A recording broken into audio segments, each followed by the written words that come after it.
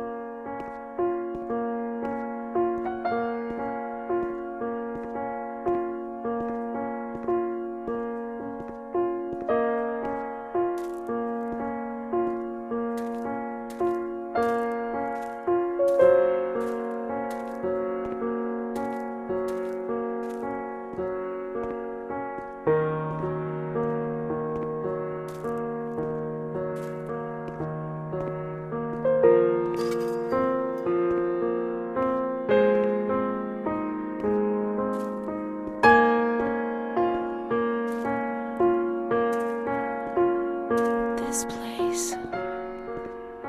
Time. Memory.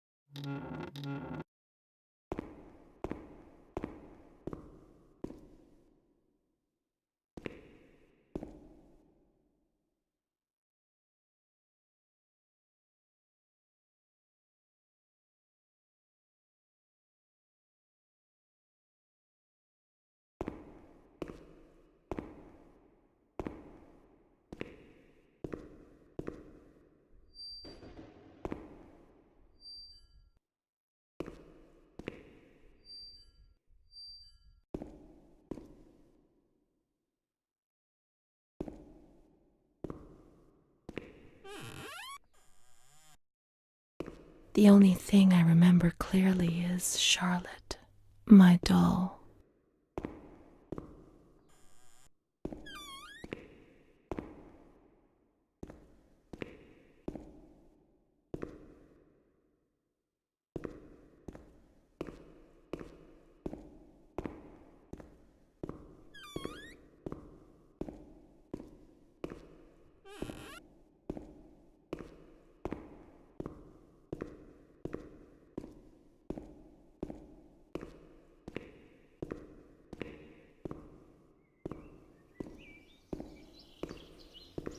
This looks like a cozy place.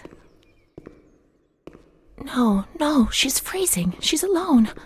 Let's look for her.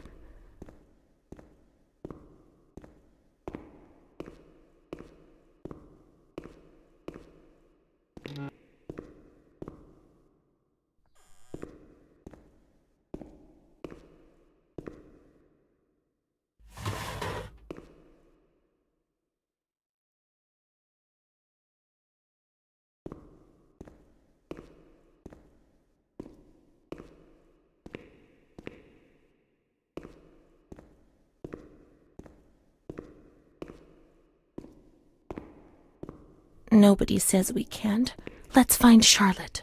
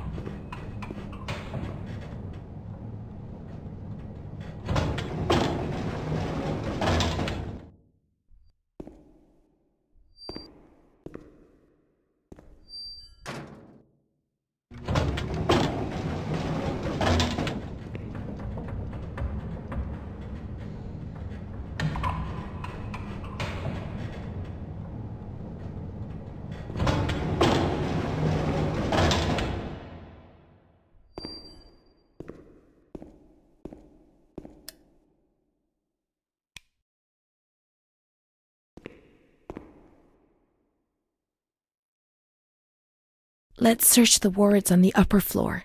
There's a plan on the wall which shows their location.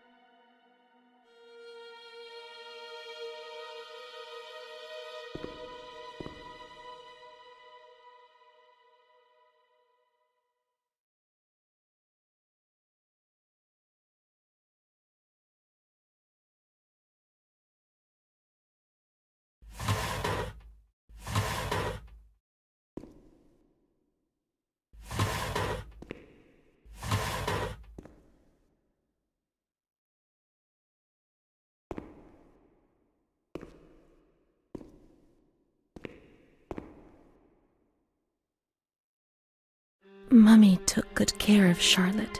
She tucked her in, hugged her, gave her cuddles and kisses. She was very affectionate and loving. Nothing bad happened to Charlotte, and that surprised me.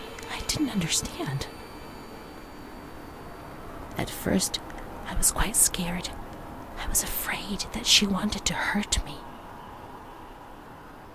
I lived in constant fear that Mom would abandon her. Because I didn't deserve to live. I didn't deserve to be loved.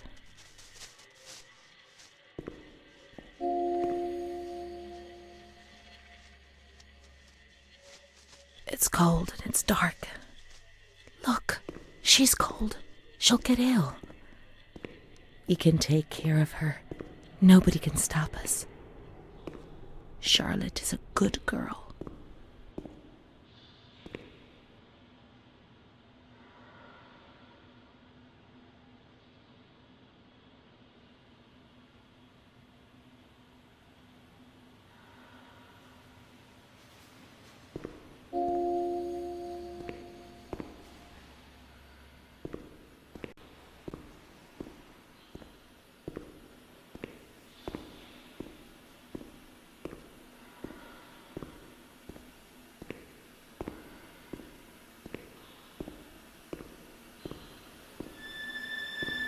Those lamps could make the room warmer, but Charlotte's not happy. She doesn't feel well.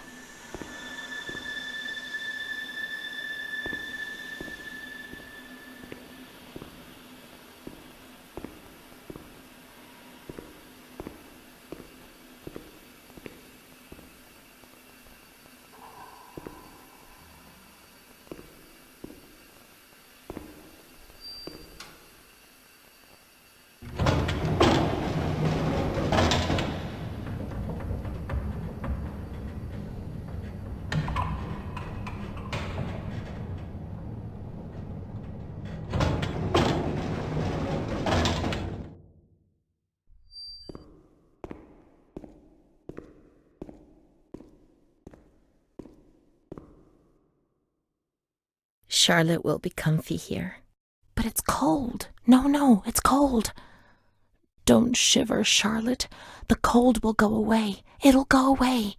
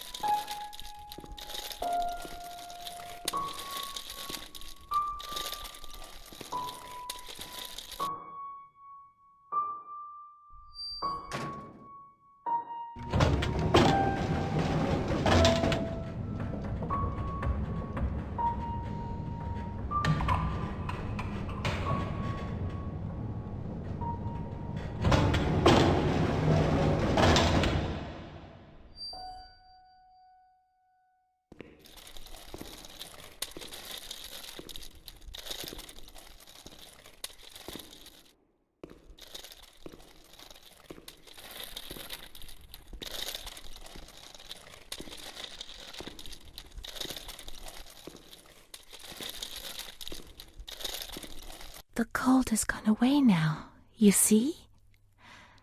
The light, the warmth. We can do it. The cold will go away. It has to.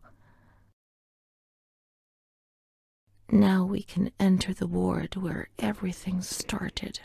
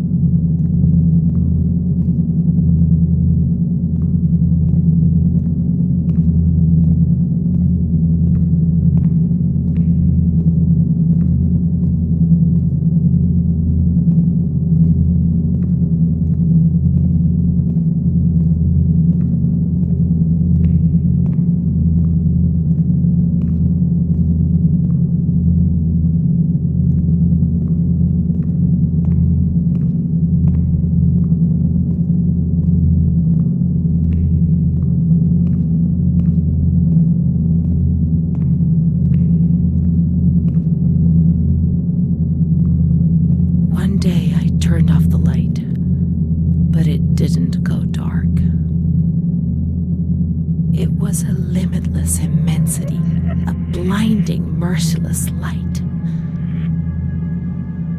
I was 16 years old, and I was afraid, always afraid, a fear that wore me down. I needed help, but I couldn't speak. I was terrified of everything, even thinking. They said they were taking me to a place where the fear would go away, where I would get better. I stopped living in there. They dragged me away and stripped off all my clothes, everything. I tried to explain what was going on in my head. They tied me to the bed for days. I was alone with my nightmares. It wasn't fear anymore. It was madness. And when you're mad, you cease to exist.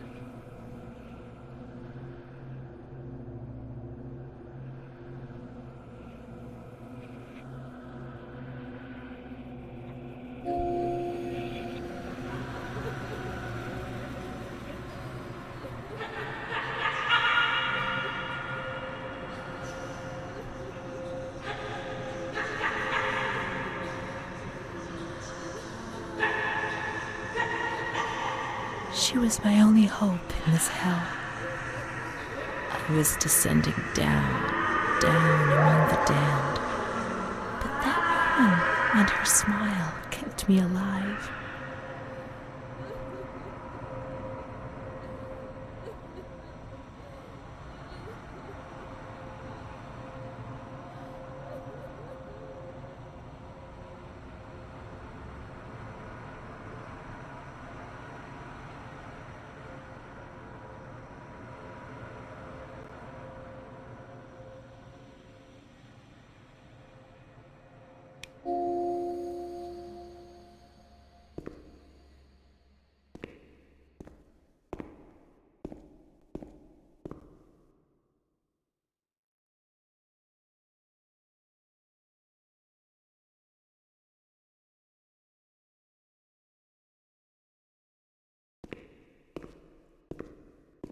The door is locked from the outside.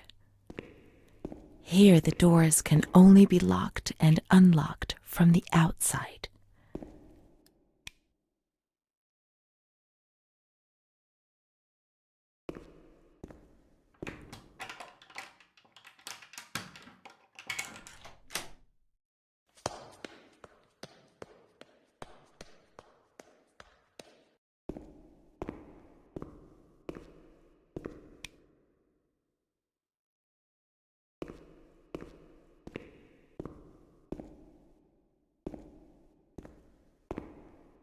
You can't get out of here. Only the dead can leave this place.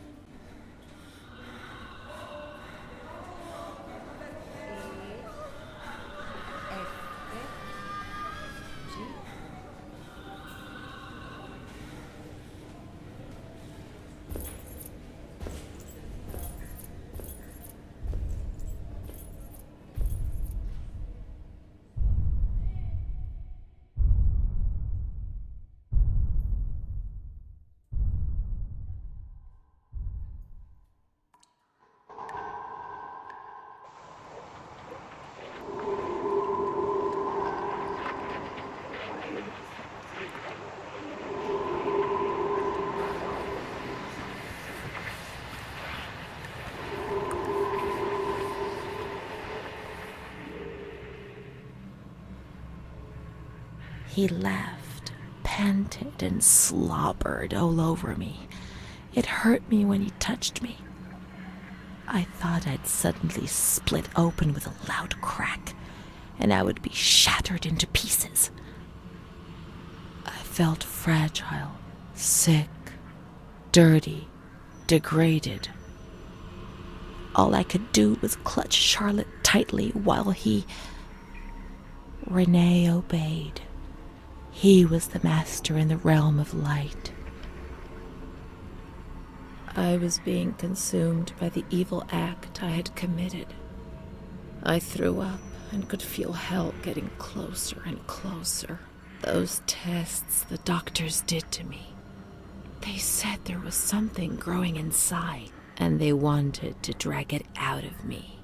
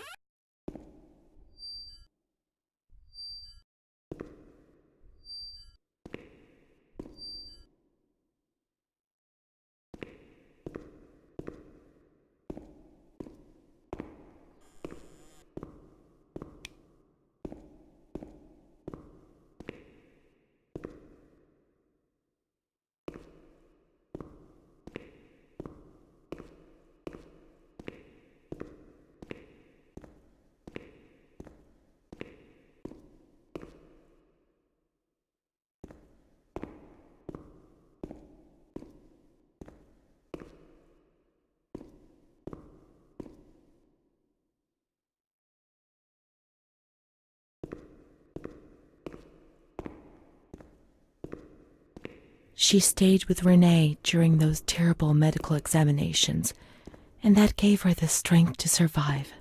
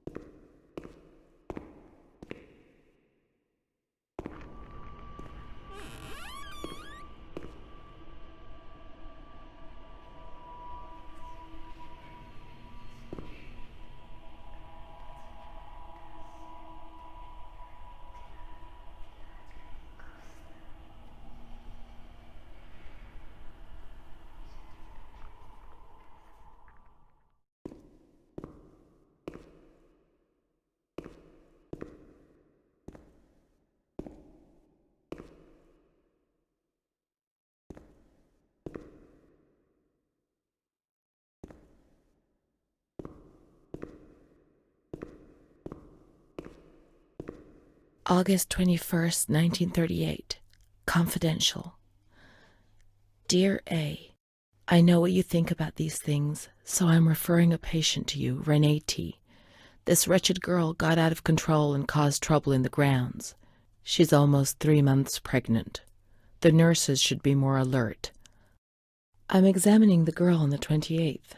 I'll handle things very carefully, don't worry. We don't want to make matters worse. Then they said that Renée was crazy, and that the illness was all in her head.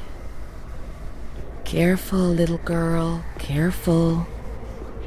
I was scared, and I didn't talk to anyone about the illness. Only her. Not even the other doctor. He never touched Renée. He just wrote things down. You can tell me everything. Don't be afraid, he said. Everything's going to be fine. Do you want to know what I am writing? I note down what I observe in you, everything I see. He didn't hate Renée. He tried to help her, but he rarely examined her in those small surgeries.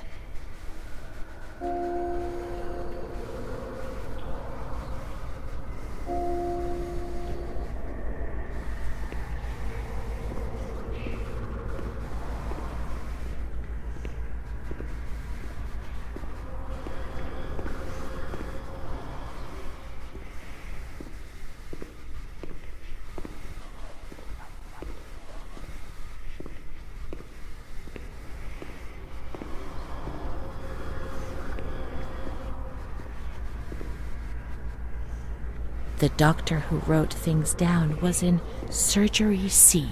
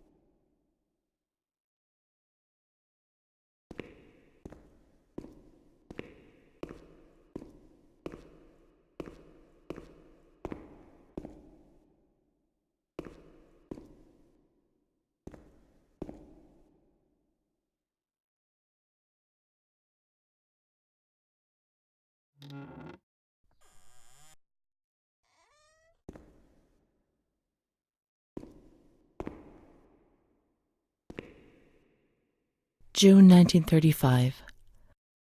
After much theorizing and practice in clinics for the privileged, the moment for action has finally arrived. Volterra is the right place. It's an avant-garde hospital, the perfect place for a doctor who really wants to make a difference. November 20th. Crossing the threshold of the asylum was similar to entering another dimension. A world of smells, noises, and images which it is almost impossible to imagine, describe, or explain. August 1936. The situation is similar to that in many other institutions. The department is overcrowded.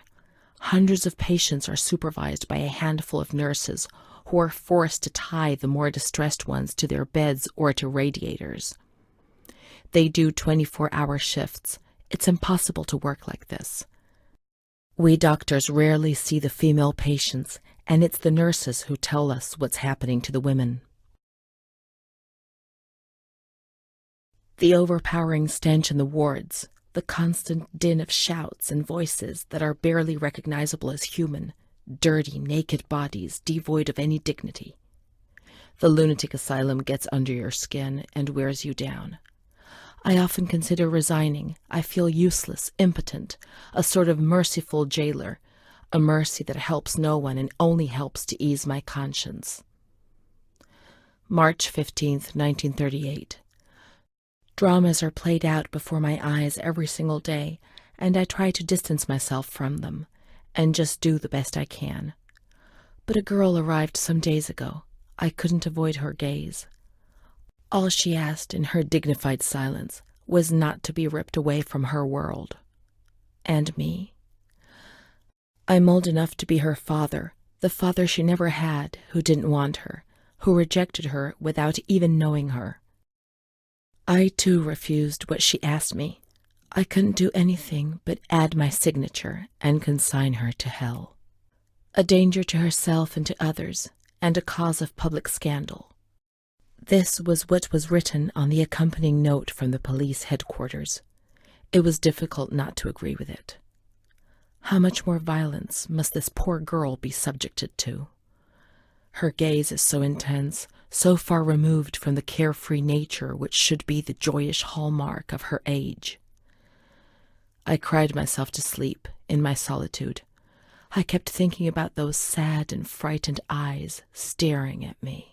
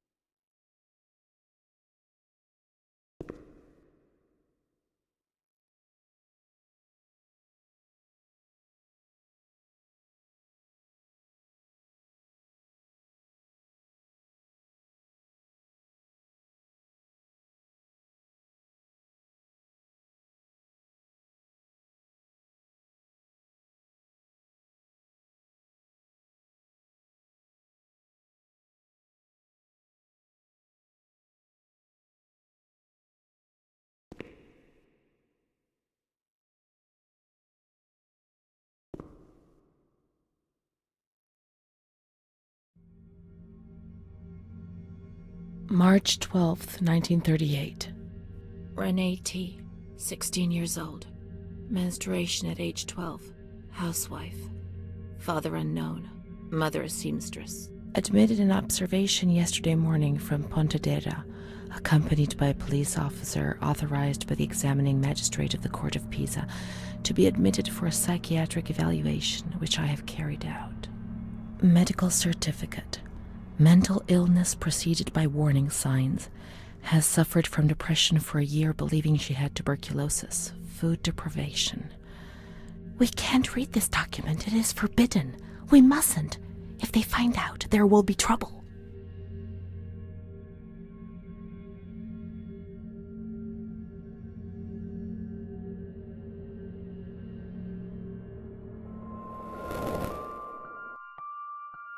Have you ever wondered who you are? Yes, of course you've wondered.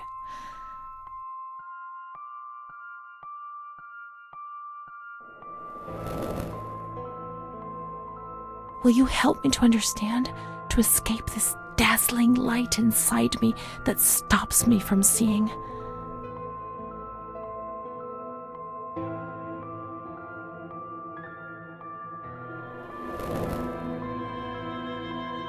She is frightened, hears noises and ghosts, presents serious signs of anxiety psychosis, suffers from hallucinations. She is anxious, confused, her expression is distressed, a questioning look as if terrified, disoriented. She feels confused, hears voices shouting in her head. She doesn't understand things properly. She has been feeling unwell for 2 or 3 months. When questioned, she replies, "My mother wants to hurt me. I am always scared of her. She chases me." "Why are you here?" "I argued with my mother and was so upset that I felt like my head was spinning. There was a woman there who wanted to force me into a life of prostitution. They wanted to condemn me to be burned at the stake.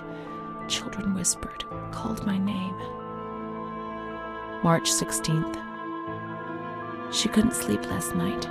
They wanted to condemn her to be burned at the stake. April 4th. Transferred to the calm ward, still under my supervision. Yes, that's true. The ward where Amara was. Yes, the stake. The children wanted to burn Renée. She had to pay for what she'd done, like witches at the stake.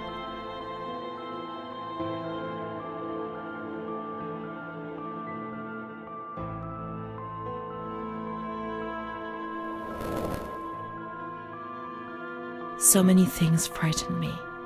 The system that I lived in was built on fear and light. There was no mercy or understanding in the town of light.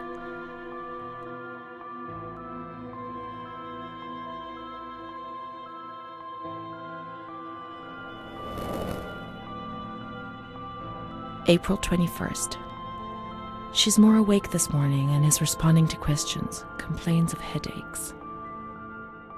She became agitated when she found out her mother was there.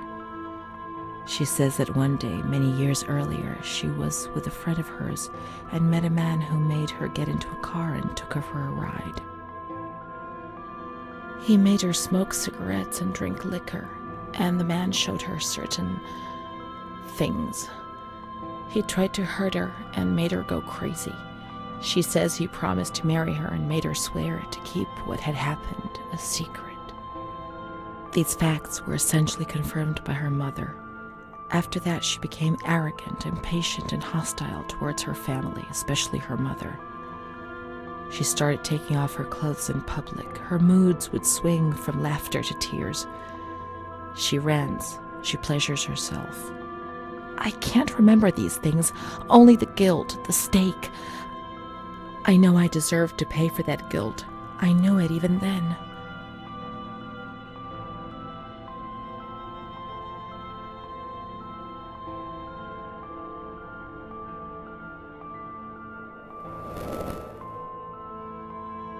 She was uncooperative during the examination. She didn't want to be stripped and her body remained rigid.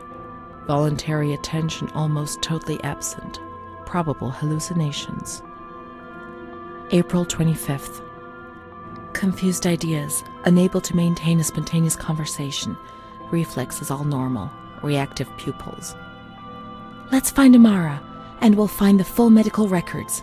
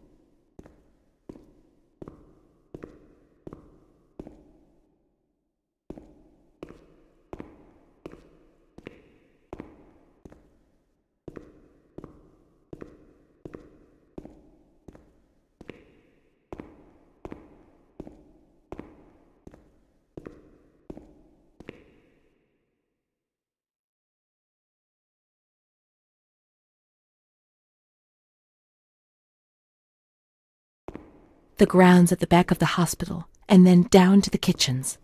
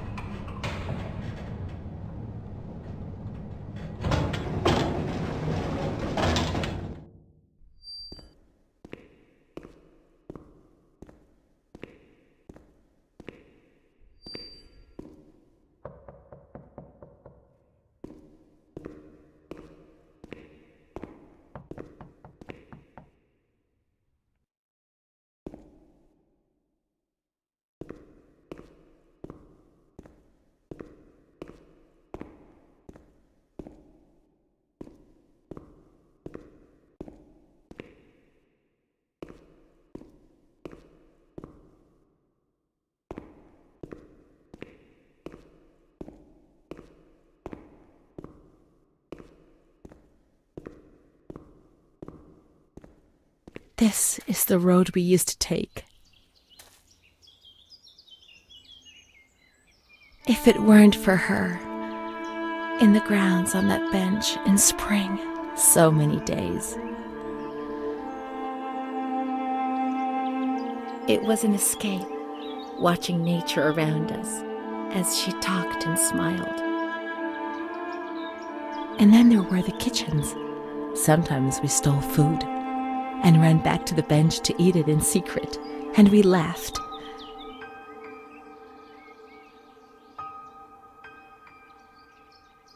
She did things to me. Sometimes she touched me. In the shower, I felt her body against mine for the first time. It was a shiver that warmed my soul. Eyes closed, the light slipped away.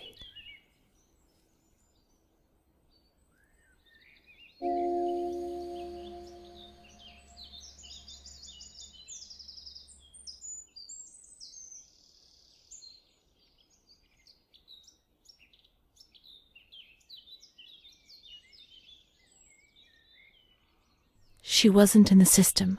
He wouldn't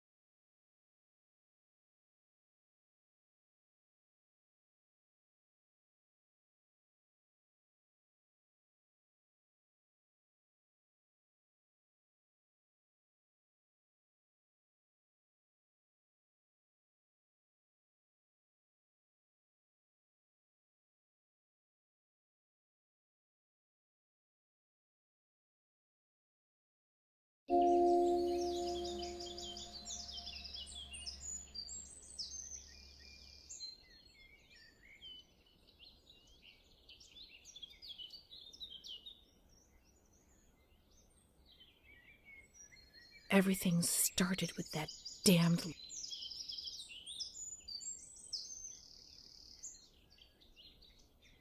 My name is Renée. They told me that I have to write this diary, but I don't feel like it. It's not true that I feel better when I write. Actually, it's worse. I was a shy girl, and I just wanted to be like the others. But that's not what happened. No. I did things that, when I think about them now, eventually brought me here.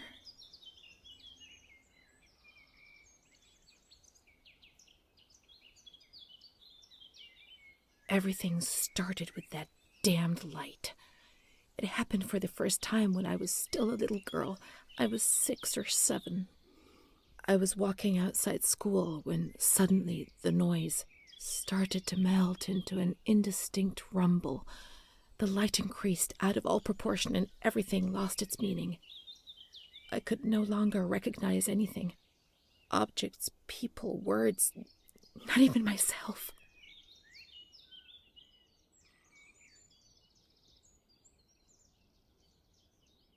I felt fear as a physical sensation. It prevented me from moving, from swallowing, from breathing. After God knows how long, everything went back to normal, but a new fear replaced the old one. Different, but terrible, of the light coming back.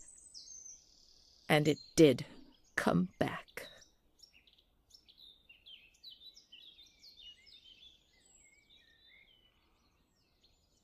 My memory of those years is hazy.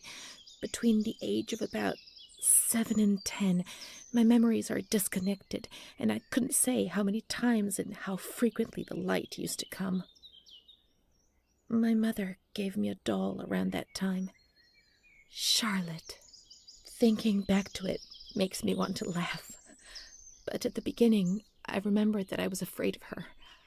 I thought she wanted to harm me, to kill me and take my place. But when the light came, she would stay beside me, and her presence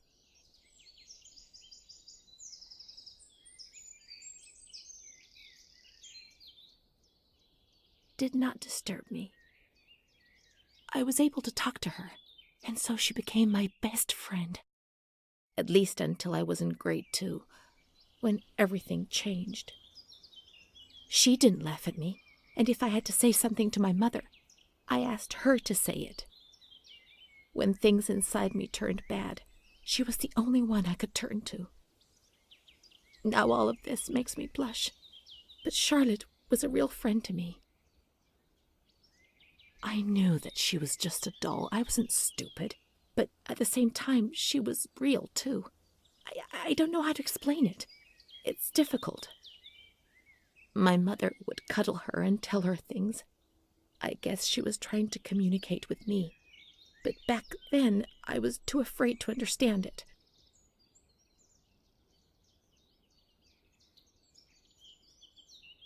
I didn't tell anyone about the light. I knew that something terrible was happening to me. I thought that I would die, and the shame I felt was so deep that an uncontrollable restlessness took over me. I was afraid when other people were nearby. I saw fingers pointed at me, mouths laughing, condemning me.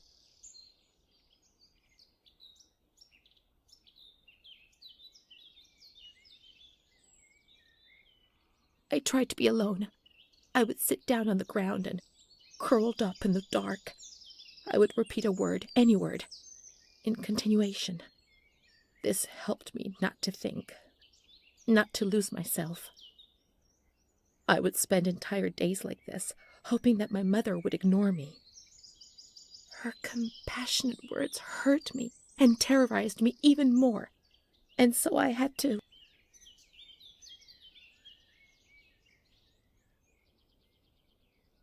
shout and shout and shout those words.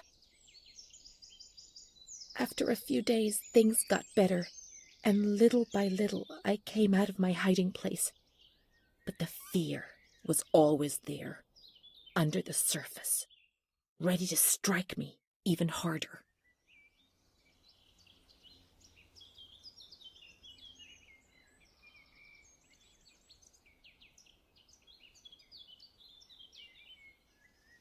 I no longer considered my body as something disgusting and ill. Far from it.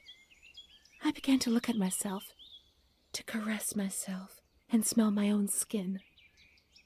I began to explore and experiment, finding physical pleasure. My ideas were not very clear, and I never spoke to anyone about these things. Bruna, however, spoke about them.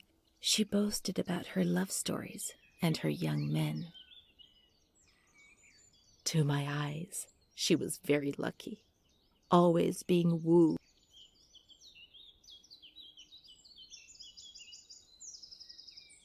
by marvelous, generous, and kind boys.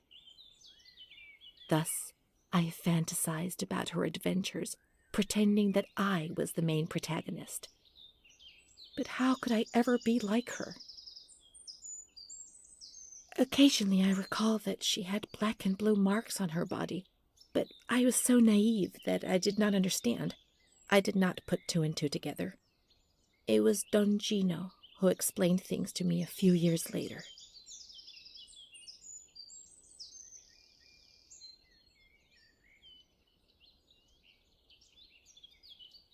He told me about Bruna's father and brother, but I was already very ill. The light had returned, and that thing made me suffer even more. It was my world, and it was crumbling. When I spoke to Bruna about it, she turned her head away and was silent for a long time.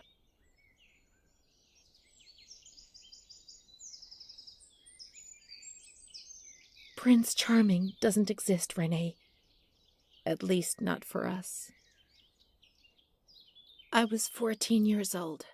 I didn't think it was possible for a boy to look at me and desire me.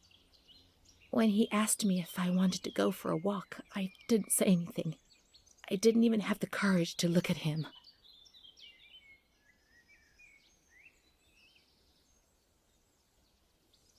Things improved for a number of years, then suddenly everything came crashing down.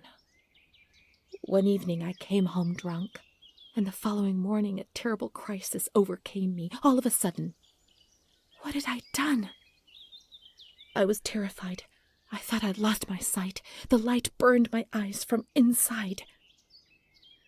The memories of the previous day emerged in bursts, images, flashes, which unleashed something monstrous inside me. Repetition of words was no longer sufficient. Now there was a voice in my head which repeated them louder than I did, and they were words of accusation and blame. So I covered my ears and shouted and hit my head against the wall and threw up.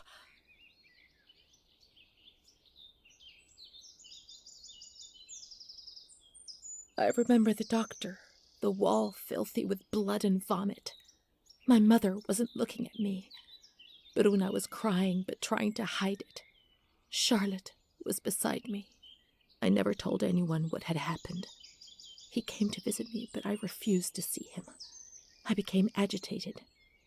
I think he liked me, even though things turned out badly. In that period, I began to suffer from memory loss. The few things I learned didn't please me at all. He told me that I was looking for him. It was all my fault. Bruna told me that sometimes I got drunk. People in the village gossiped about me. Sometimes I was covered in black and blue marks. I didn't realize what was happening to me, what I was doing. I was no longer in control of my life. From my little corner.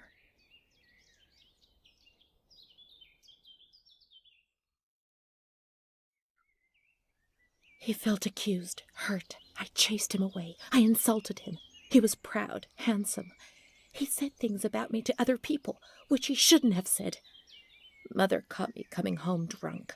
She beat me and sent me to speak to Don Gino every day. He came back and tried to speak to me. I think he liked me. Sometimes I sent him packing and I started shouting at him, but other times I embraced him. I held him tight and loved him.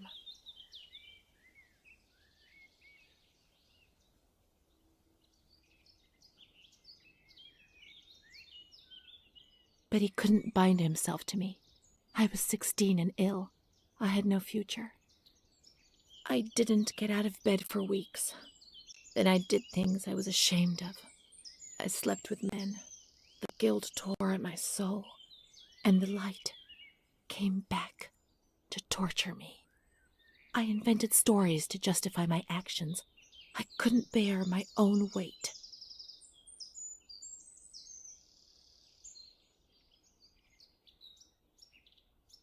Mom found out about it. Her voice split my head. I pushed her away because I was afraid of dying, and I shouted to the whole world what was happening to me, and that I didn't understand.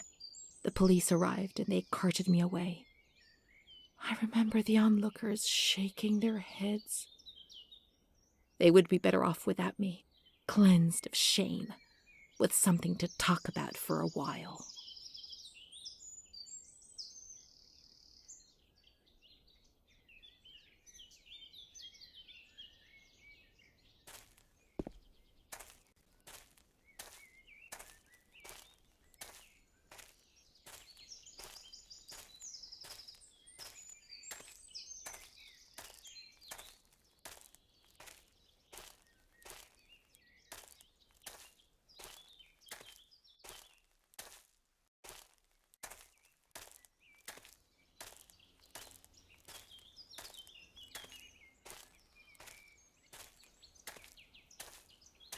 Nature helped me to forget, to escape from the system.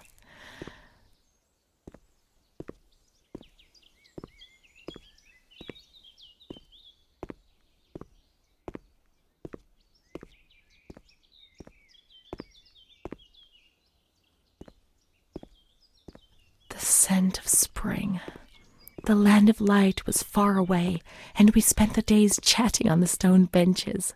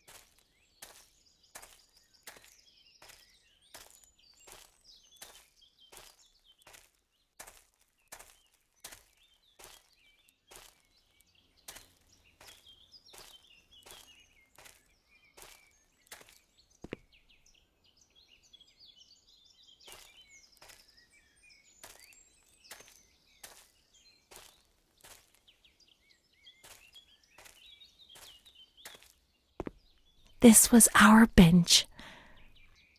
We often went to the kitchens. She sometimes went on her own when things were going well.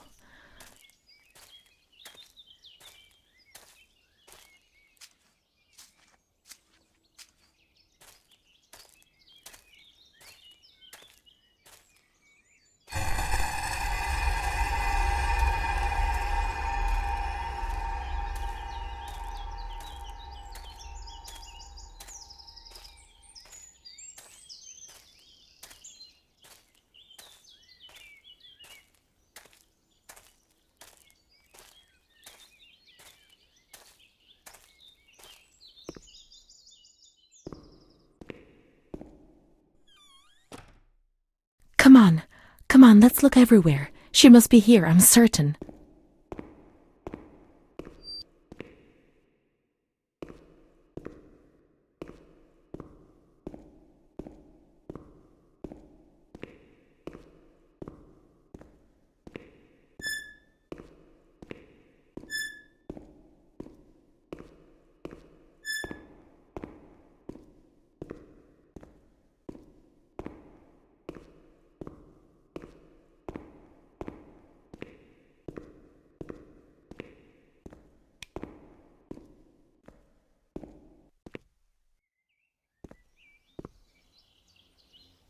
Keep looking.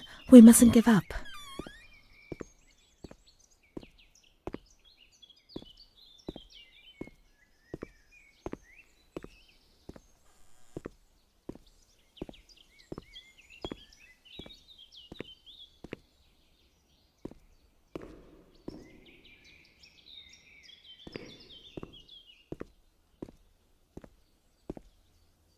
Adele, that little girl has been standing motionless in front of the kitchen door for hours.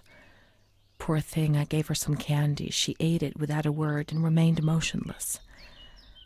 I don't think she's very well. We used to see her now and again, but now she's always there. I'm going. The doctor's not here. He's coming this afternoon. Try and speak to him.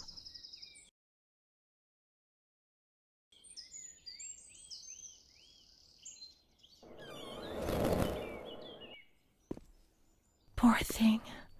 Lost in her dreams. She was only a little girl. But nobody gave her a cuddle. They punished her instead. They said she was sick and her dreams were troubling her. They weren't even hers anymore. I need her. But we will find her. We'll find her, won't we? When the water in the shower was cold, we ran away. But when it was hot, then she came to Renée under that cruel white light. I can still feel the shivers her body gave me. Everything must return to how it was. If we recreate that magic, she'll come to us.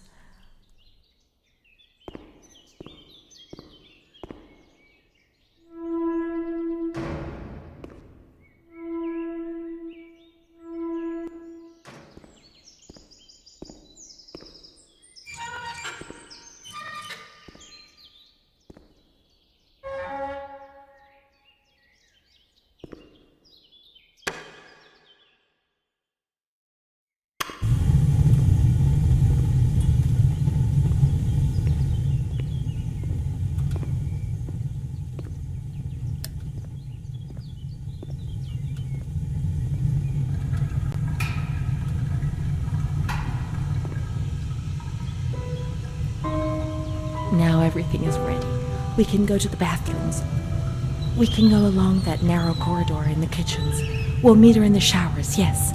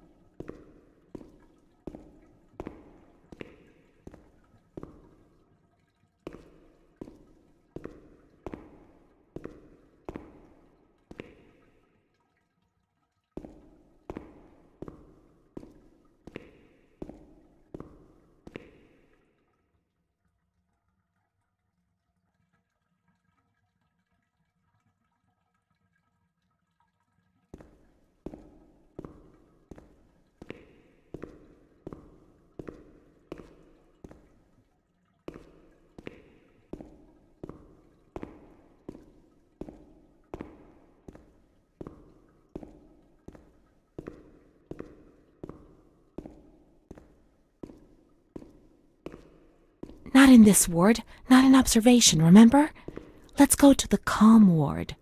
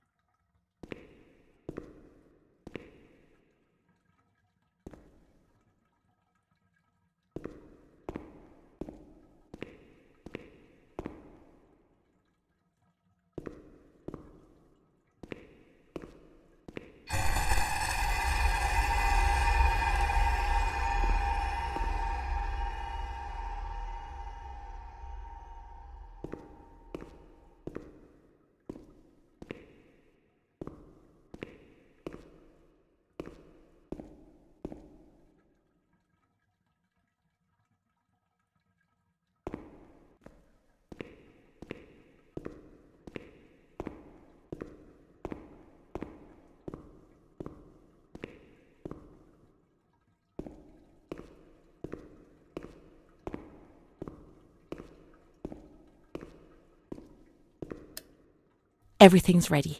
Let's get undressed and leave our clothes on the hooks in the changing rooms.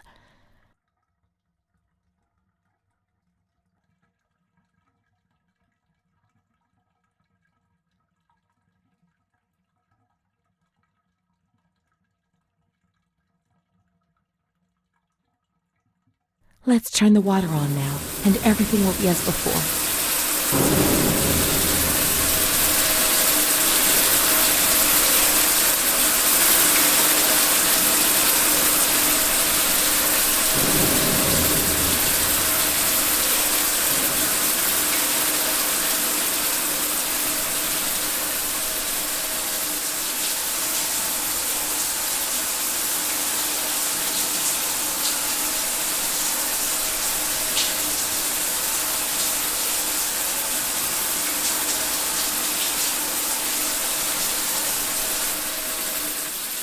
Amara was everything I could have been, but she no longer existed. I'd have loved to erase everything I did, but instead I always went ahead and did it again. It was my fault, and she disappeared from my life.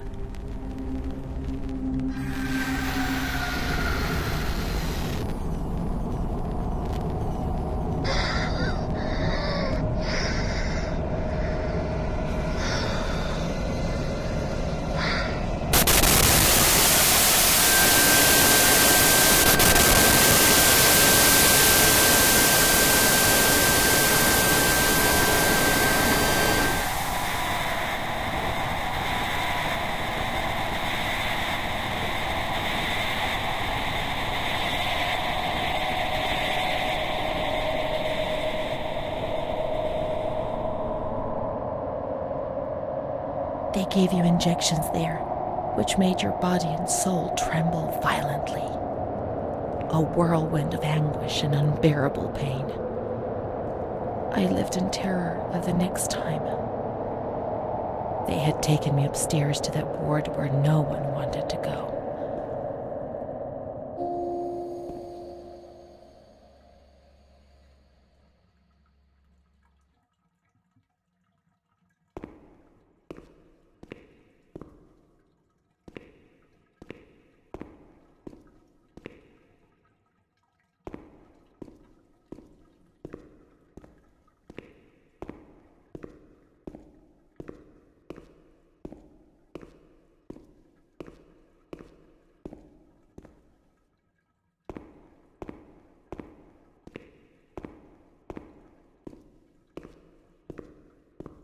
Let's look for Renee's room in the slightly agitated ward.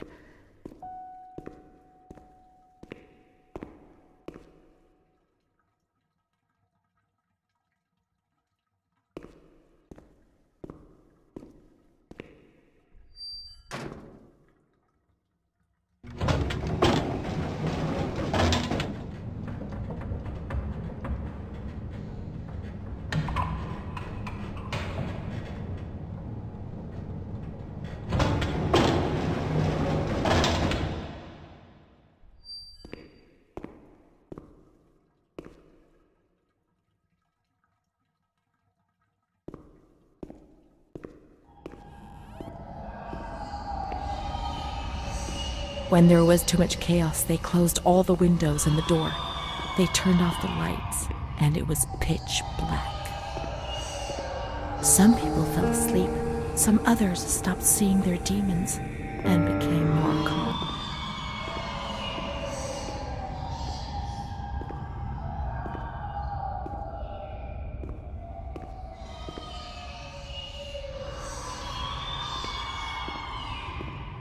Montefoscoli, December 20th, 1941. Dear Director, could you please let me know how my daughter, your patient Renée T., is getting along? I've written to my daughter several times, but have received no reply. I'm very worried, particularly as I've been ill for some time and have not been well enough to come and visit her. Please kindly let me know when it will be possible for me to bring my daughter home. Your humble servant, Ada T. Bring this letter to the attention of Dr. C so he can assess the potential discharge of the patient.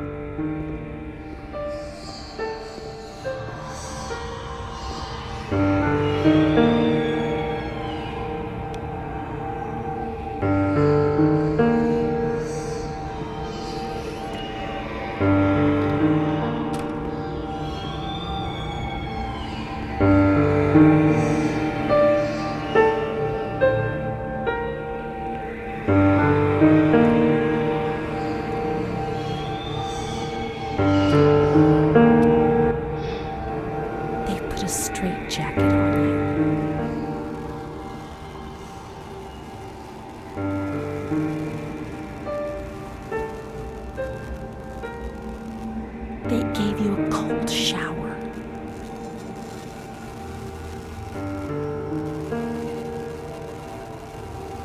They suffocated you with a sheet.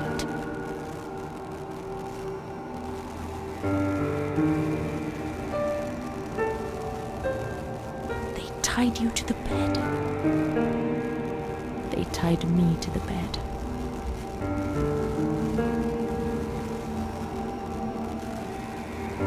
A woman died next to me, choked by her own vomit.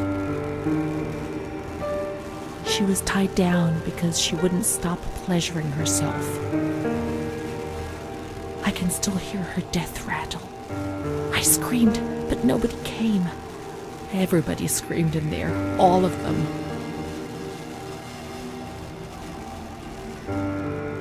It was then I saw the doll, which wasn't Charlotte. No, she wasn't Charlotte.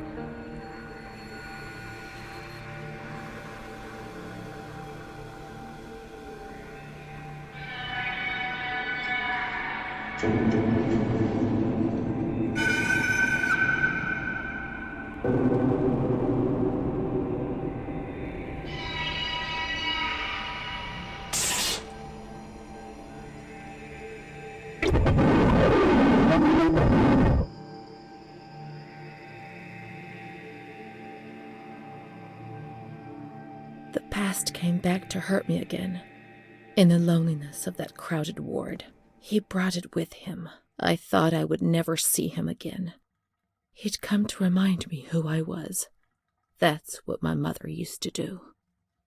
That's what I had done. It seems that my life in here was just a repeat of what it had been outside. The doll, the fear, the shame. I'd have loved to erase everything I did, but instead I always went ahead and did it again.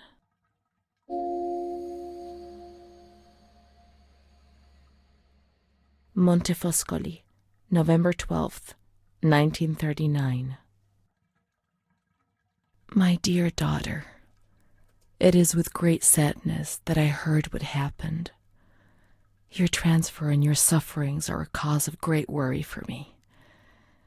It will take time, but you'll see, things will improve. They'll treat you and you'll get better again. I pray a lot, every day.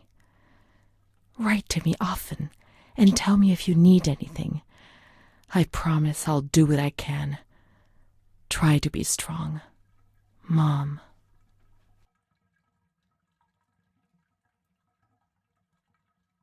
This is the last letter she wrote to me.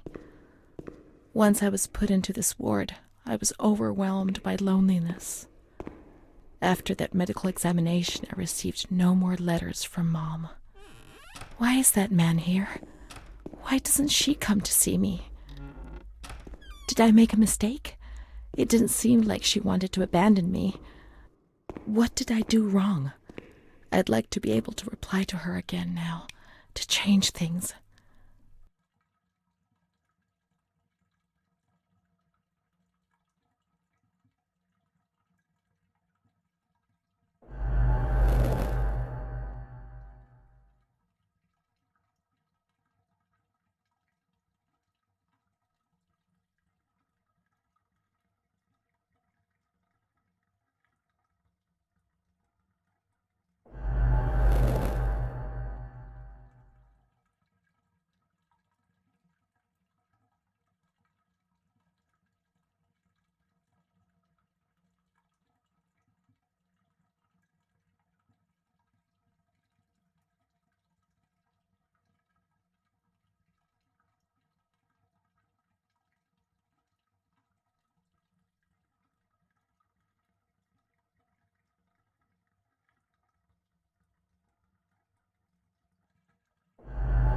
Perhaps she would have listened to me. Will she reply?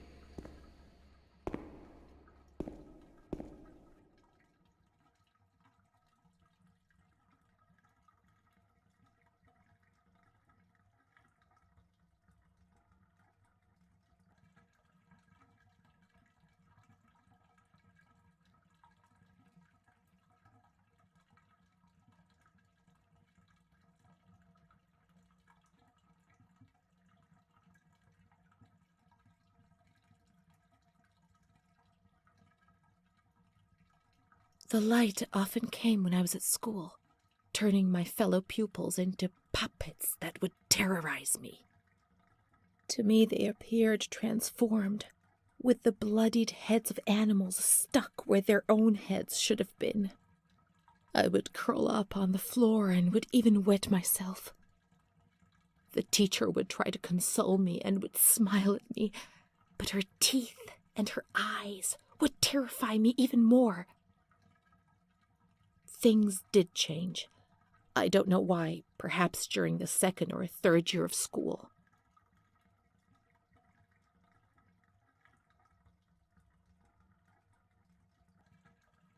It was more or less in the same period that I became friends with Bruna.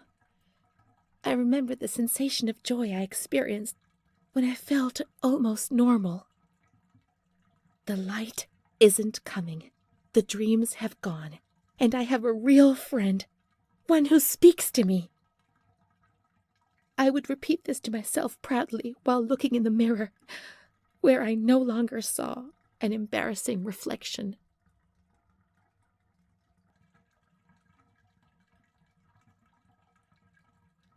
It seemed to me that the world was a difficult place, but it was no longer impossible.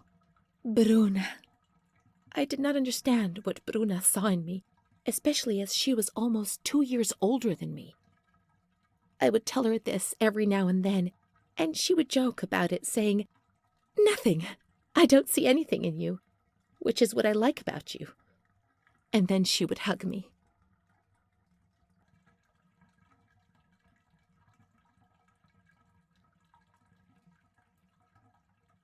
But one day, she was sad and pensive, and said to me, "You and I are the same. Don't be fooled. You are reserved and honest, and I'm not. But that's the only difference between us. The only one."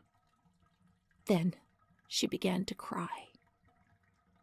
I was struck by the perception in her words, but only today, after re-examining my past, do I understand what she meant.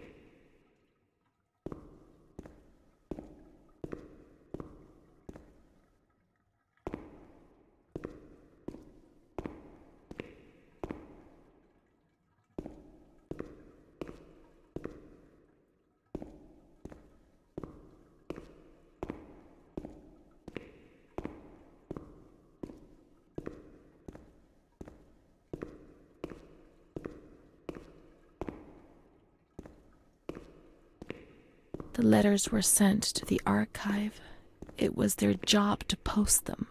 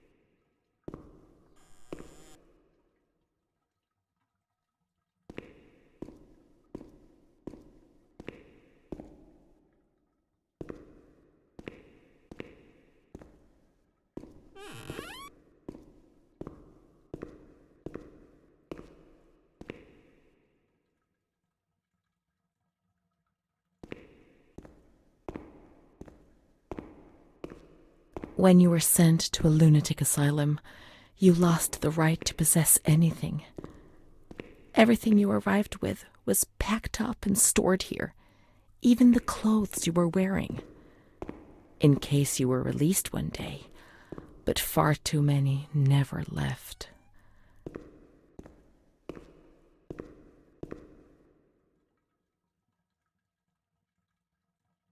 Dear Mother, please, I beg you, get me out of this place.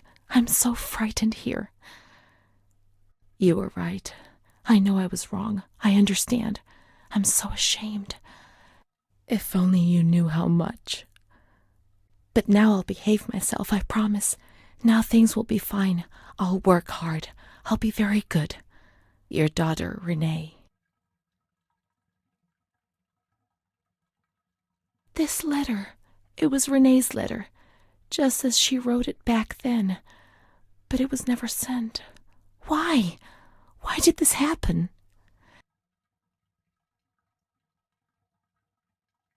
I received your letter, Mom. You tell me to be patient and strong, while I only feel fear and pain. And you don't write to me anymore. If only these words could be my soul, I'd tell you what was happening to me. The kids want to kill me. They all look the other way and tell me what to do. I don't understand. She helps me, but what have they done to her? Can you tell me? Will you help me? Renée.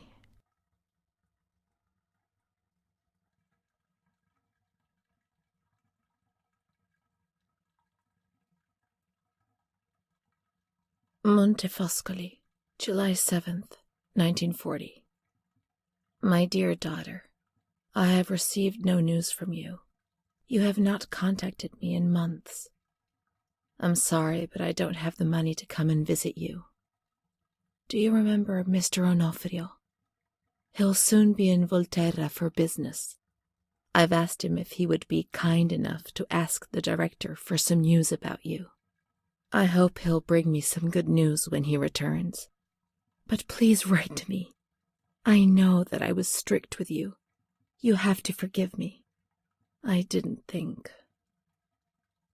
I've given Mr. Onofrio a new doll for you. You told me that you lost yours, and I know you loved it so much. It's not as nice as your Charlotte, but I hope that it will comfort you nonetheless. Keep your chin up, darling. Everything will be fine, you'll see. Mom.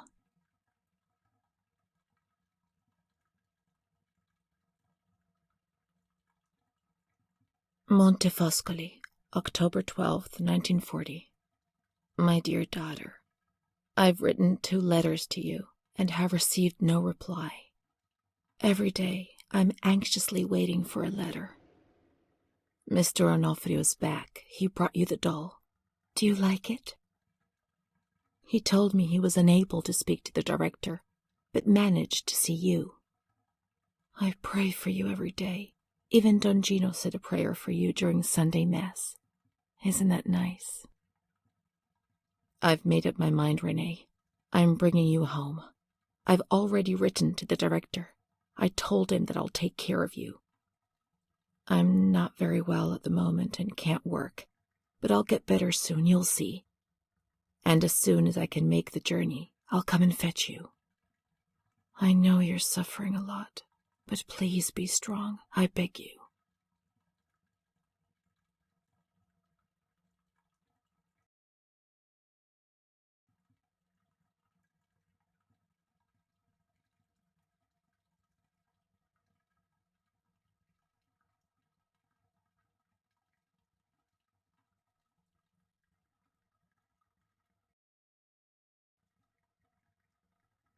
Mom will come to fetch Renée, won't she?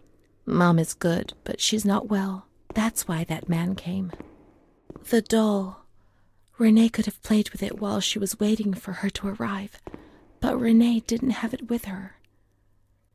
Is it one of Mom's lies?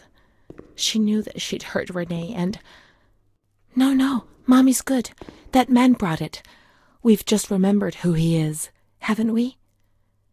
It was Renée who was wrong. The doll's here. I know that for sure. Perhaps she's been abducted like all the others and is locked up here somewhere.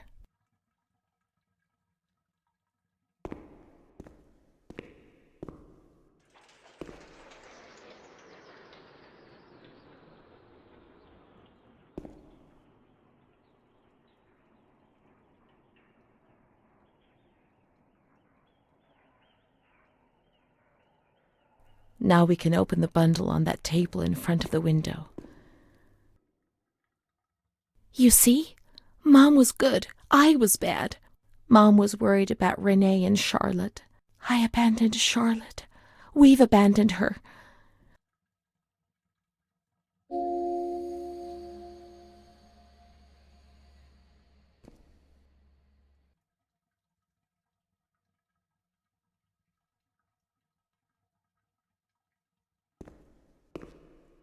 May the Lord guide your path and keep you from sin. Mom.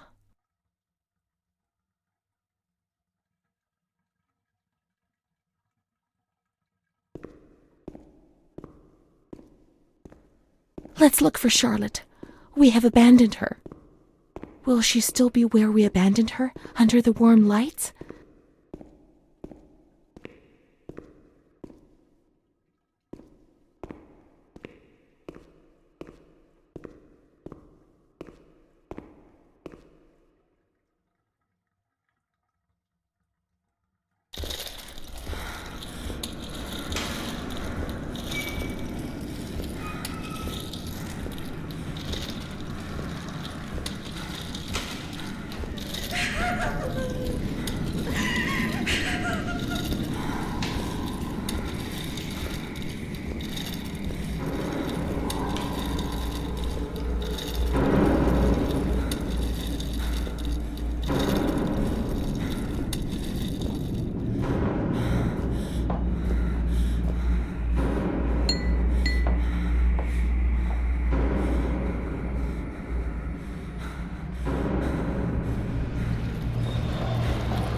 I didn't do anything. I just obeyed orders. I only obeyed orders.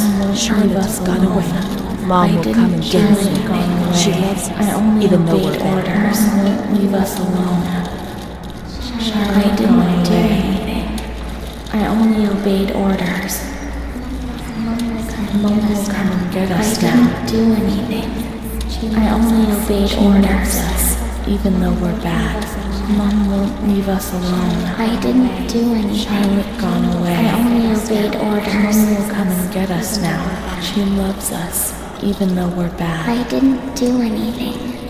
I only obeyed orders.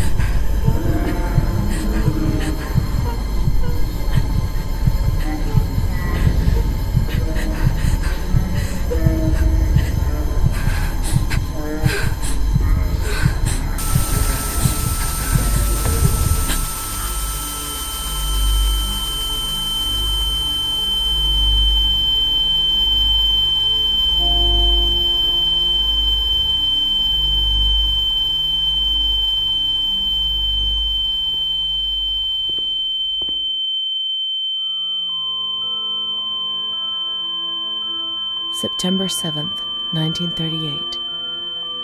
The patient frequently indulges in recriminations expressed in an explosive tone of voice. This morning she threw away the milk, saying it was full of urine, spittle, and all kinds of other filth.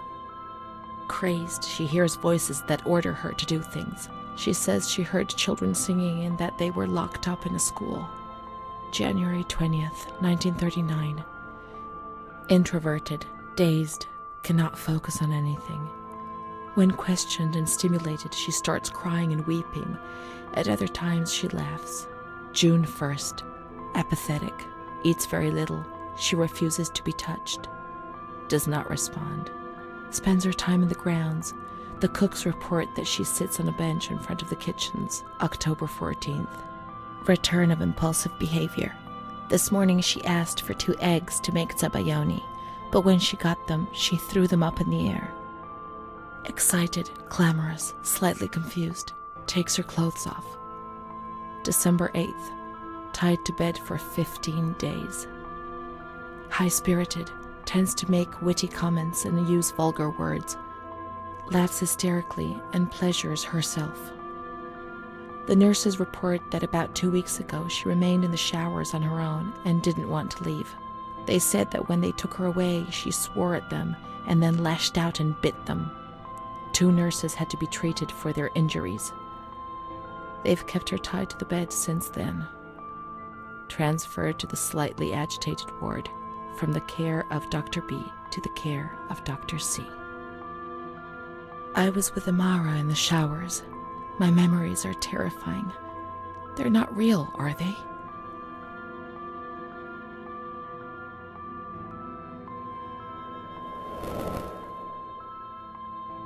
December 15th. Dr. C. Patient notes. The abnormality of her psychic state has induced her to lead a life which is irregular and tends towards delinquency. Of fickle and flighty character, she regularly discards her household duties and engages in occasional prostitution. Prostitution? No one would have ever believed a lunatic, let alone a lunatic who lives in the worst sort of sin. Could such a person ever have been subject to sexual violence? Certainly not. Her mental deficiency makes her deaf to the reprimands of her family. She has shown suicidal tendencies. She was brought to the ward yesterday, agitated and hysterical. Treated with cardiazol, 2 injections a week for 5 weeks. They were only trying to confuse us with the therapy, and my God, they succeeded. It was as if they wanted to instill the madness into us.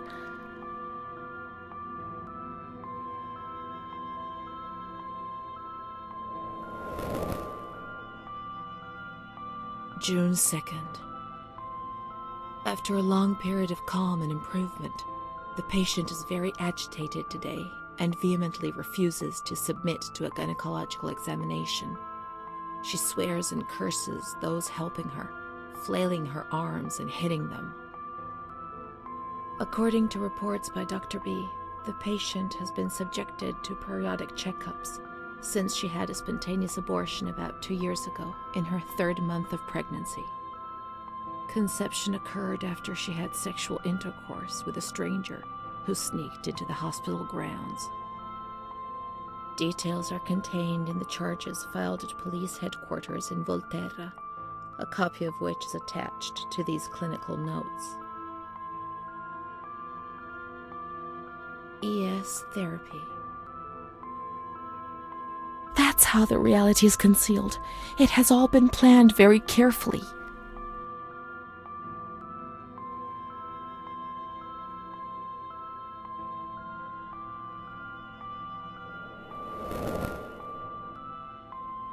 June 13th. The nurses report that she descended into a state of great mental confusion after receiving her mother's letter. She threw her soup over another inmate because she was very anxious, and then punched a nurse. Impulsive, flails about her.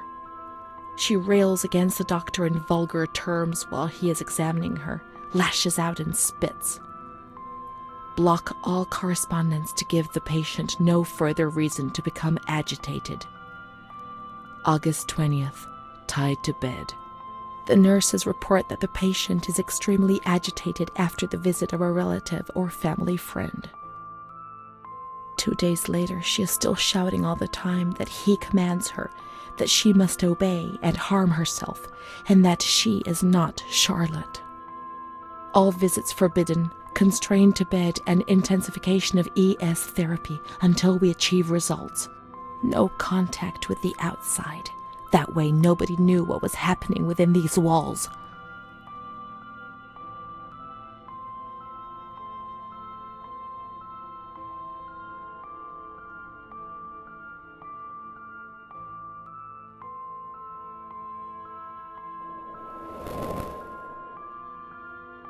March 3rd. Alert, correct attitude, replies when questioned. The nurses report that the patient is calm, she washes and looks after herself. She affirms the existence of a certain Amara. She says that Amara is a patient who disappeared when she was moved to this ward. No confirmation. Probably a regressive hallucination. Evaluate transfer. Did I imagine Amara? That's not possible. She was there. I know she was there. I feel it. She must have left some traces of her presence.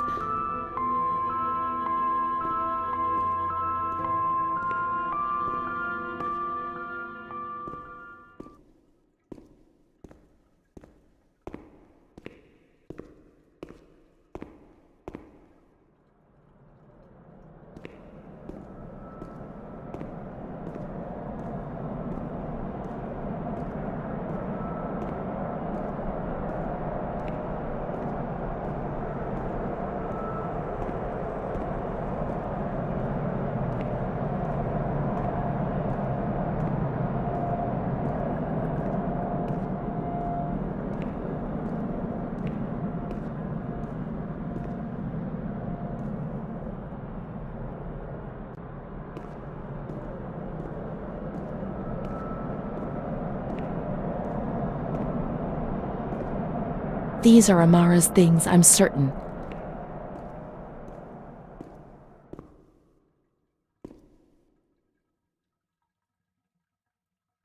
Amara, there she is. She existed. She really did exist. There she is, my friend. Here we are together. How could I have imagined for a single moment that she never existed? March 12th, 1938. The young girl Renée arrived today. Poor thing, she was terrorized. You see, she remembers the first time we met. I talked to her mother, the dear lady, and she expressed her fears to me, and I promised I'd keep an eye on her daughter. The lady told me her daughter's doll had been taken away, and this worried her, because when she becomes depressed, as she is now, Renée barricades herself in her room and can't communicate. The doll becomes her voice, eyes, and ears. Dr. B said I'll soon get out of here. I'm sorry. I'm so sad to leave Renée. I won't be able to protect her anymore. My poor friend. She was hoping to be able to get out of here, but nobody ever leaves this place.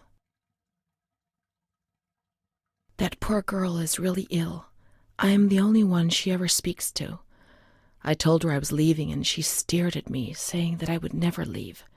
It was quite unnerving, and then she started to cry. I felt like crying too. She didn't say anything else. What worries me is that I'm sure that terrible man is watching her. He was the one who brought her here, and of all the good people, why did it have to be him? She knew. I told her everything. She knew about that man. That's why they wanted to make her disappear from my life. But I instructed a nurse friend of mine to keep an eye on her, and I'm sure she will, because she's a good woman. Her friend the nurse. I vaguely remember. She worked on this ward.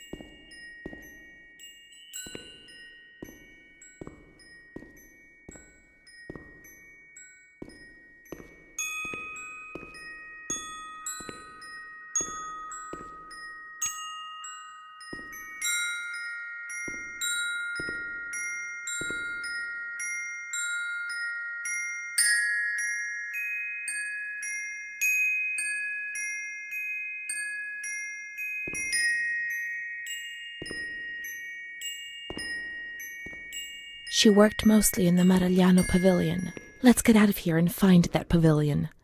Renée was alone here. Charlotte had abandoned her. And without Charlotte, Renée couldn't communicate with the outside world. Mother knew that.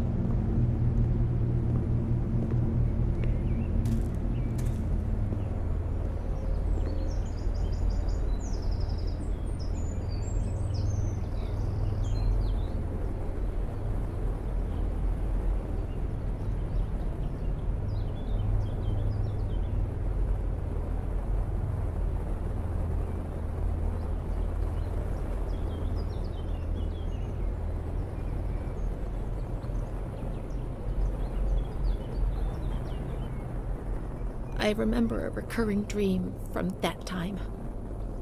I used to have plenty of nightmares, but this particular one was so real that even today, I ask myself whether it could have possibly been just a dream. I was in bed, enveloped by the warmth of the blanket, in the dark, about to succumb to sleep, when I heard the bedroom door open. I turned to face the wall and did not have the courage to turn around.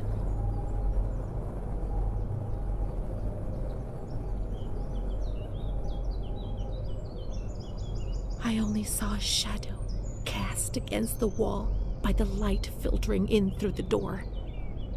Then I heard the door close again, and I thought that it might have been my mother who, before going to bed, used to peep in to see whether I was sleeping. However, there was no time to breathe a sigh of relief, for footsteps approached the bed, and I heard the sound of breathing close by. Fear paralyzed me from head to toe. The blankets were pulled back. I remember the chill of fresh air on my spine. Someone sat on the bed, and I trembled.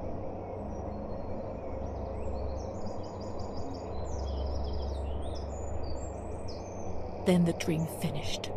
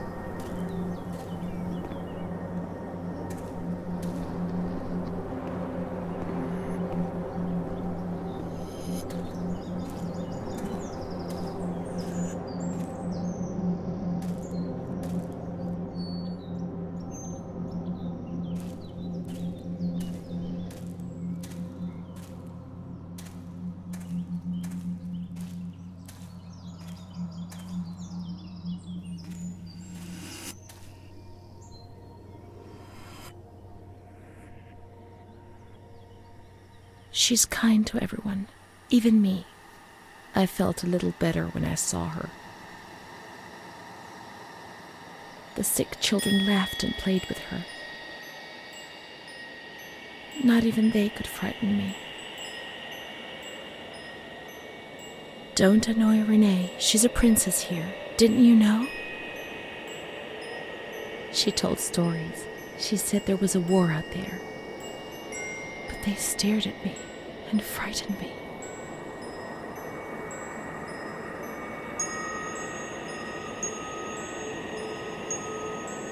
They would come to look for me in the evening, and then no one would have protected me. Not even you, Charlotte. Am I right?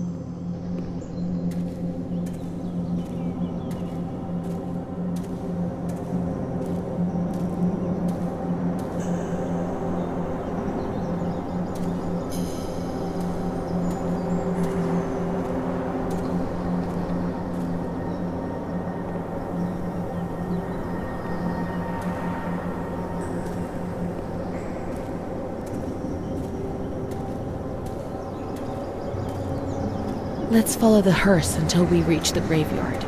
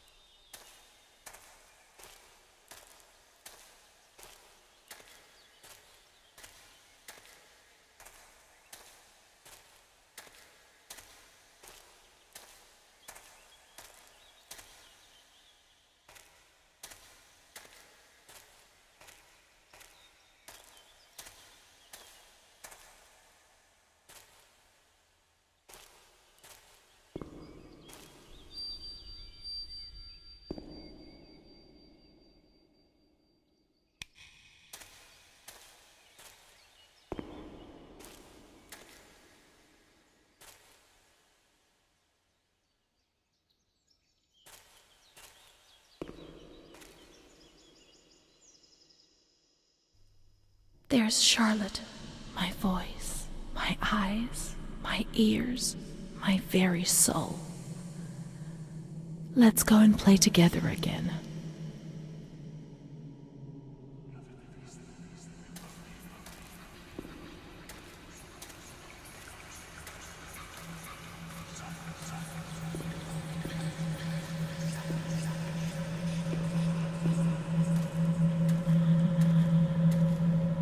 My voice, to say what? Meaningless things. Be offensive to others and get into trouble.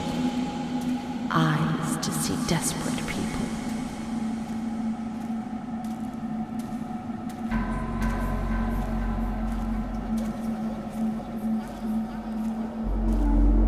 In the mirror, the shadow of my former self.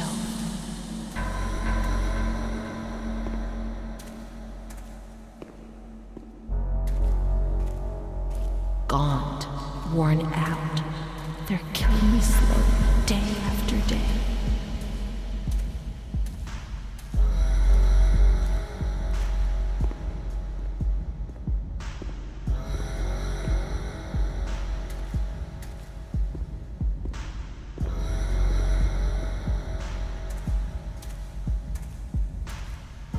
My ears to hear screams, deliriums, threats, and false promises.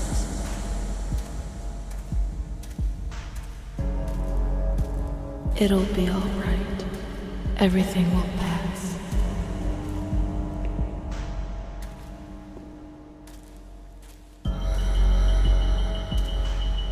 My soul, incapable of living, of fitting into a world which it finds alien.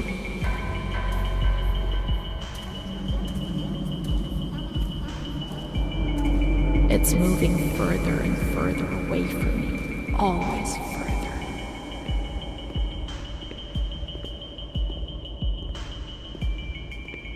Let's go and play together again.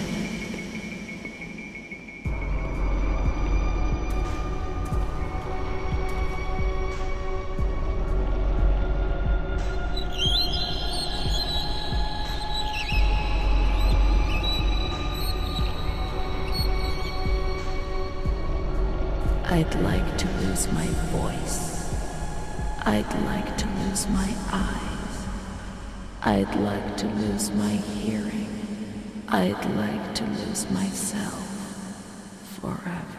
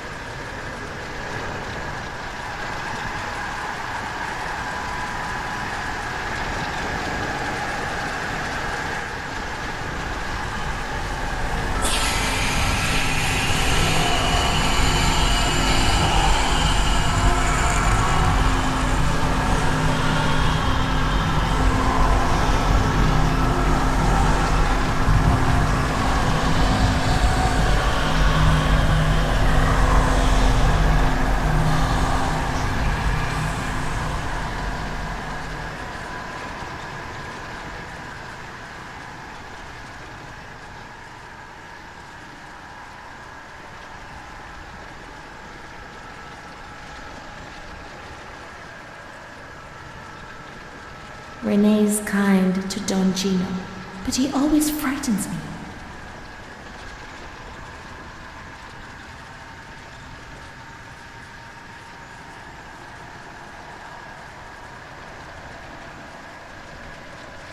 My schoolmates, when the light's there.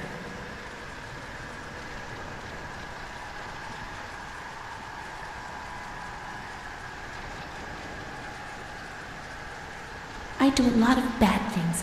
I don't tell anyone, but Mom knows just the same.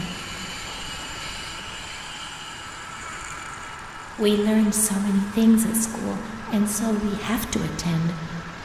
How would we get on if we didn't? Don Gino knows everything.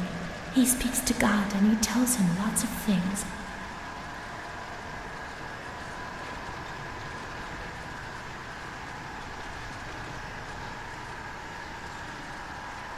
A cat goes into my mouth and eats me from inside.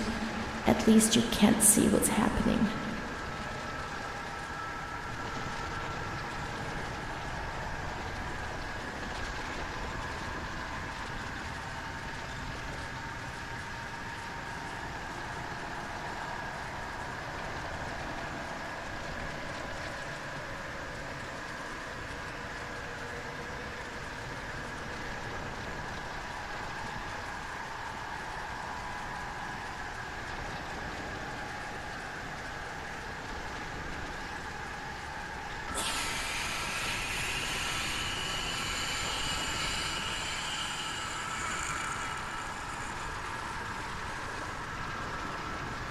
I'm not like the others, Mom.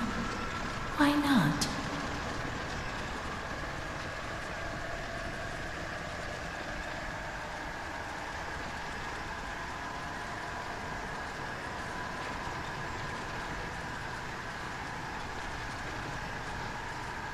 My baby Charlotte is so beautiful, and she's so good. But Renee isn't.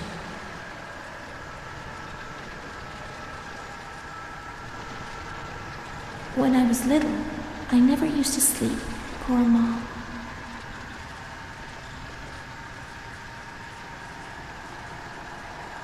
Mr. Onofrio is so nice.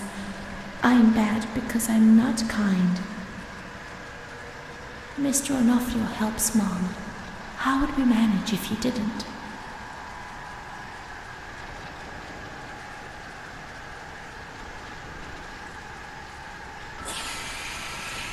Mom always has to work because it's so cold in winter.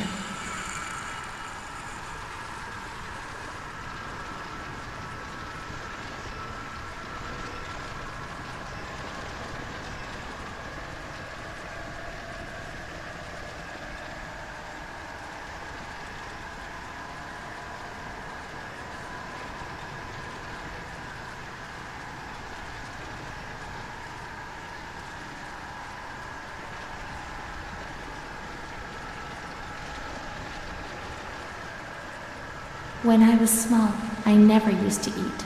Poor mother.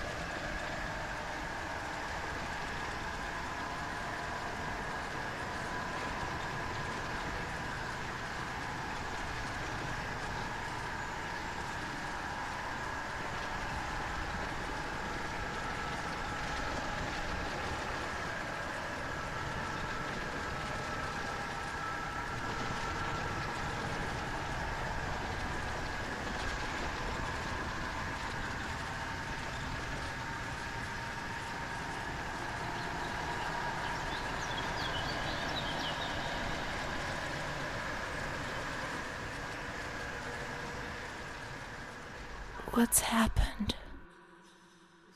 What is this place? Maybe I'm dead.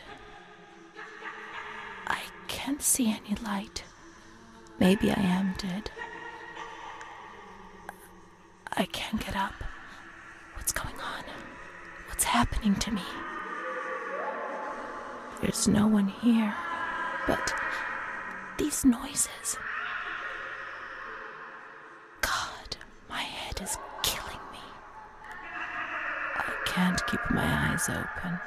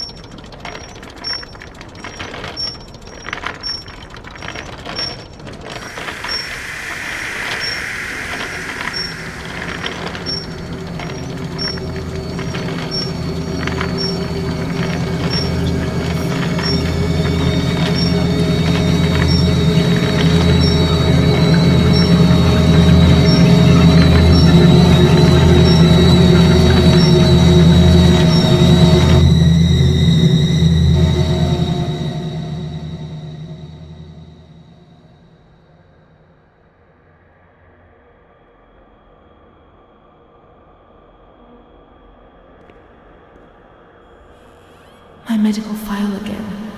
I don't want to know. I don't want to know anymore. There's only confusion. There were some who had scarcely seen me. They thought they knew me and understood what was happening to me and could decide about my life.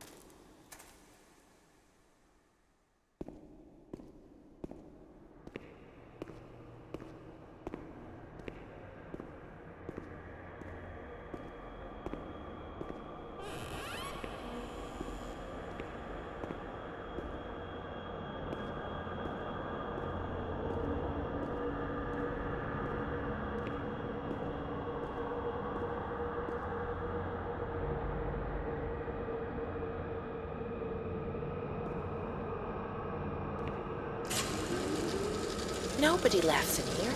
I mean, really laughs. Not those crazy fools who laugh because people say they're mad. I don't know why they laugh out loud. They say I'm mad too, but I never feel like laughing. People used to laugh at me, but they were right, you know? You can't always cry and people laugh when they're afraid, don't they? It happened to you, not to me. It's better that way. They do that to show they're lucky. You mustn't take offense because it's true. And deep down, it's just like pity, if you see what I mean.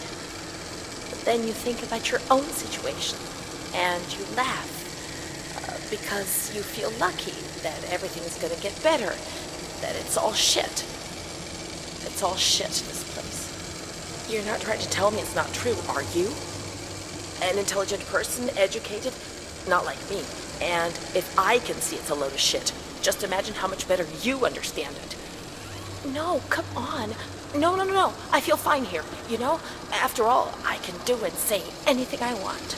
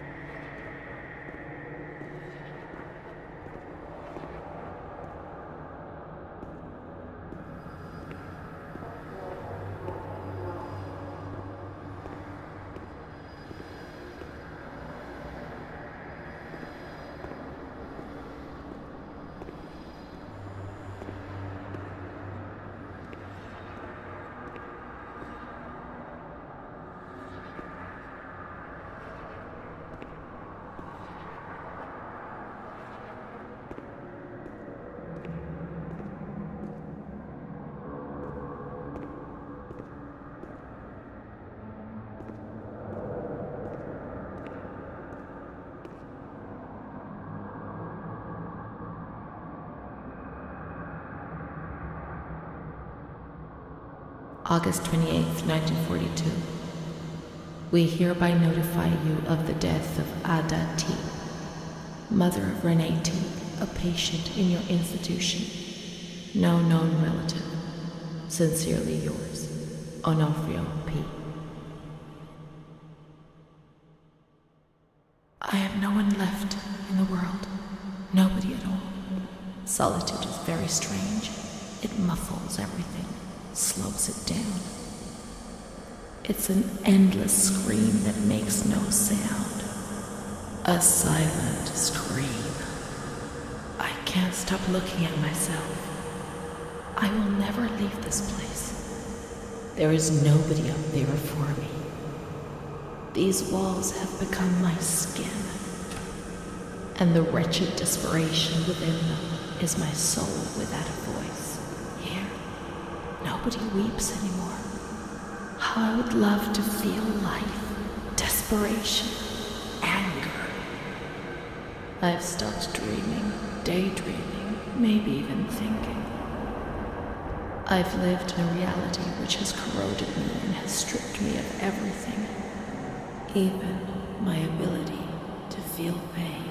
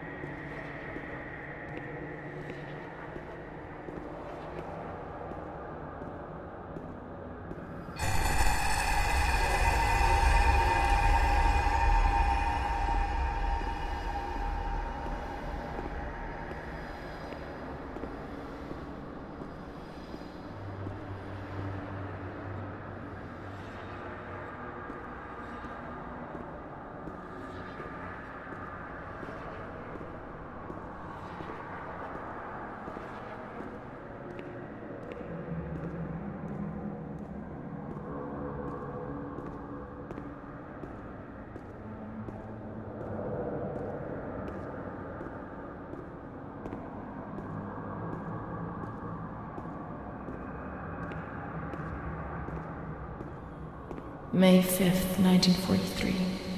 Renée's state of health is good. She is eating and speaking. Her spatial and temporal orientation is good. Therapy suspended. December 3rd. She calmly asks if she can leave the hospital. Evaluate patient for 6 months. May 2nd, 1944. Discharge denied despite a favorable psychiatric opinion. The patient has no home or means of support.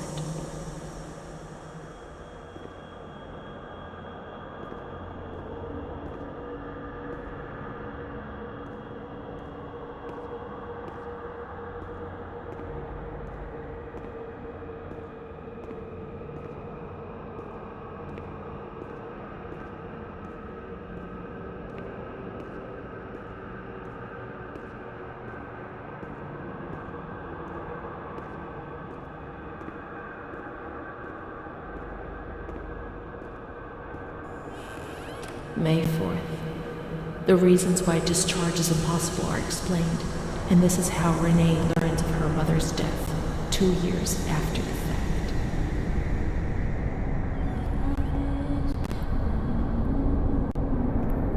May 5th. She tried to kill herself in the night by hanging herself with a sheet, saved by the nurses.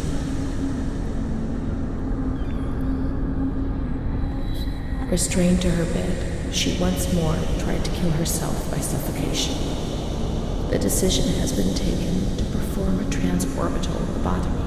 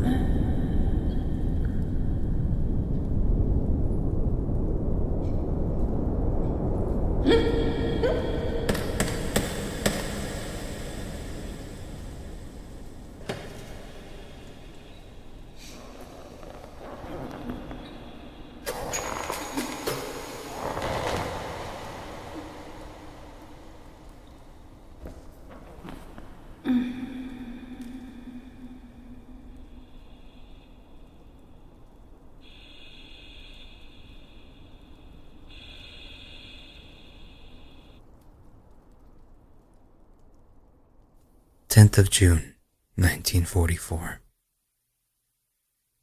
Operation successful. Patient tranquil and collaborative. Motor coordination capacity reduced, but she's improving. Transferred to the tranquil department in the care of Dr. B. 25th of October. Continues to talk about Amara and her doll, Charlotte. The disturbances of motor capacity show slight signs of improvement. Difficulty walking, not capable of writing, and the nurses report that they have to help her dress, wash, and feed herself. In the summer of 1944, Renée was transferred back into my department. Aware of little, indifferent, hardly ever spoke. One day, she said, "When I find the courage to look at myself in the mirror, I see a young face which is aged and looks at me full of fear."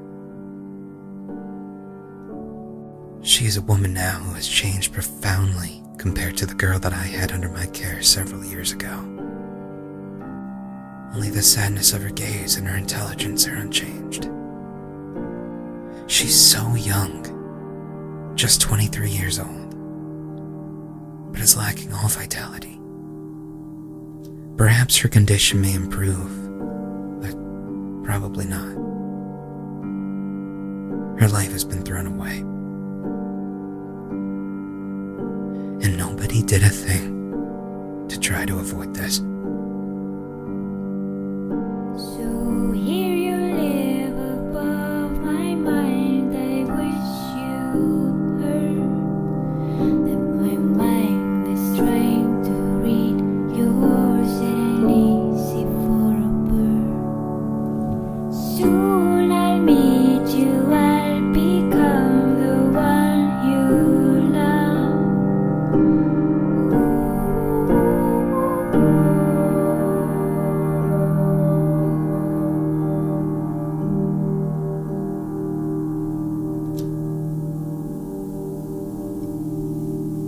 We're growing, so we'll have close while looking for ourselves. The time is endless, it could take forever. I will find you, I will find you, I will find you, our home, our heart. I will find you, I will find you, I will find you, our home, our heart.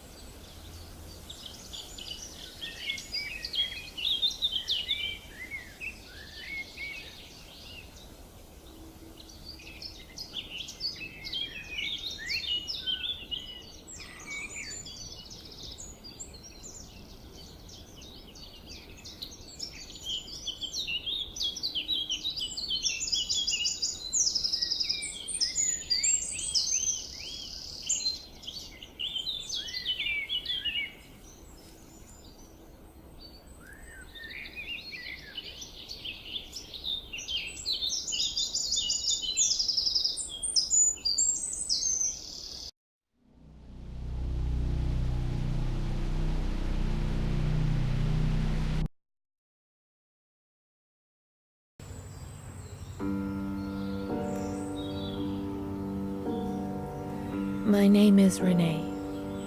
I was a shy girl and I just wanted to be like the others. But that's not what happened.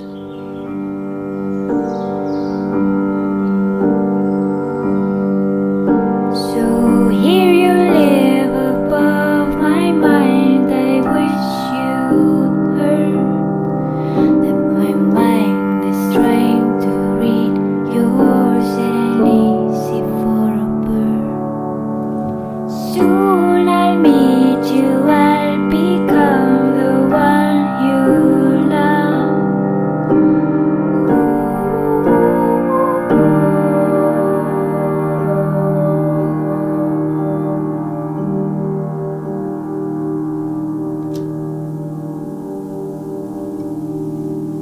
We'll grow wings and we'll have claws while looking for ourselves.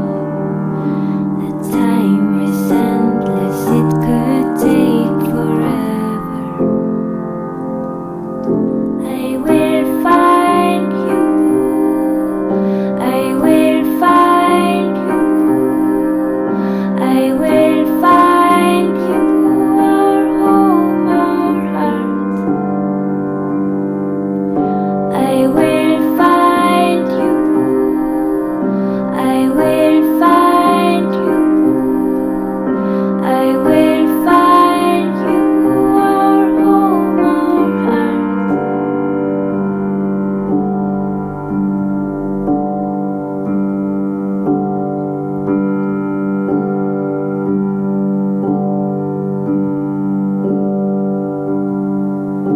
I need a face to wear, a skin so soft to dress. Let me try you on, I'll do it gently. Don't be scared.